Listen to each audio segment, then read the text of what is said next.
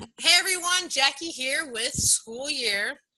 SY means school year, like from August to May or June, 1920, 2019, 2020 versus the calendar year, but you're not here for that kind of lesson.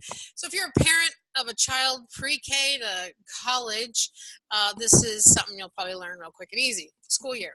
So enrollment for the school year. If you are a Florida parent of a child age 6 to 16, you are required to have your child in school in some way, shape, or form.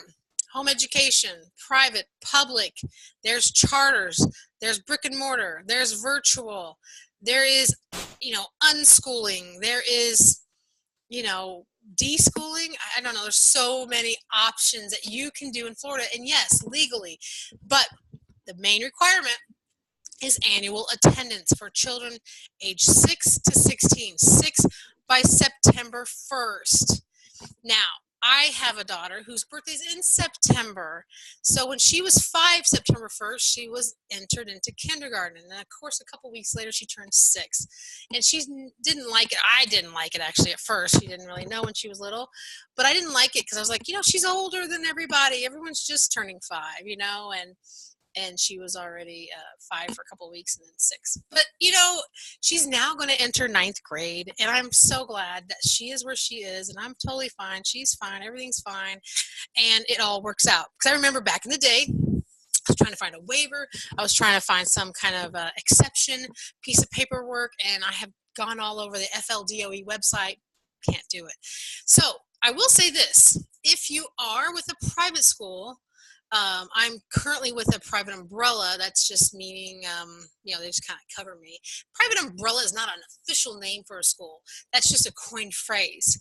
But it is a private Florida school. Under it, the umbrella, I can do whatever I want with teaching my children their curriculum. And so what we can do with some of my kids, I have 4, by the way, 4 school-age children. My graphics here. I'll get out of your face. I kind of like have up in your face. I have 4 school-age children, and this coming school year, we are entering grades 3, 5, 7, 9. I know, crazy, huh? 2 in elementary, 1 in middle, 1 in high school. Pray for me. Pray for me. So what I'm doing is I'm doing the private school because we have some kids that are more advanced, some that need to be on level. We were doing virtual. Now we did some home education stuff, and then we did a blend, and now we're going to put them into like a brick and mortar, but it's not anyways, it's complicated, but we're staying out of the private school, and it's going to be fantastic and awesome. I cannot wait. So basically this, enrollment. You need to decide what you're going to do. And if you haven't done already, you need to do it. Make sure the immunizations are up to date. And some schools still require that unless you have the waiver out for that. You make sure that they have, necessary school supplies. The school we were going to go to, I'm like, what do they need? And they're like, oh, we'll give that list later. I'm like, no, I want the list now. Be proactive. And I know since you're watching this video, you're probably already a proactive parent, whether you're a mother, father, again, legal guardian, grandparent. I have talked to many parents of all types of family situations. And again, I want to support you in your option. I'm not here to push an agenda, to sway one way or the other. Brick and mortars are awesome. Virtual is awesome. Unschooling is awesome. I'm just not good at it. So please do what works for you, your family, your resources, and your specific student or students. So real quick, I just want to encourage you, give you like a virtual high five. Hopefully you are already deciding or have decided what you're going to do for next year.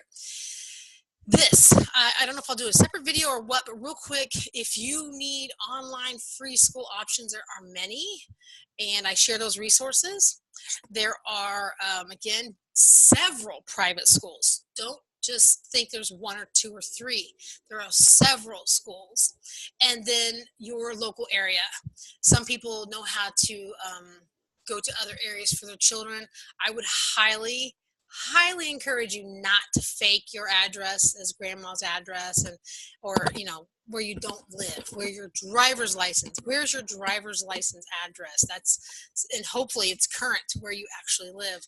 That's legal. We want to be legal. We want to be right. We don't want there to be an audit and you get in trouble.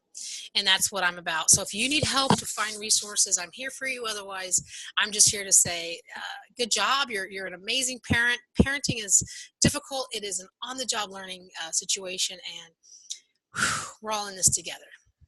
So I hope you feel encouraged for 2019. For our family, again, we will stay under our private umbrella. I just filled out the forms for it. I may do a separate video for that. Otherwise, again, do it. You can do it. Research it if you need help researching. Otherwise, go to the FLDOE website. You can also go to other resources. Just type in Florida, Florida private umbrellas, many other ways like that. Just message me or comment below, subscribe, like, share, all that fun stuff, and we will stay connected and successful in this parenting job.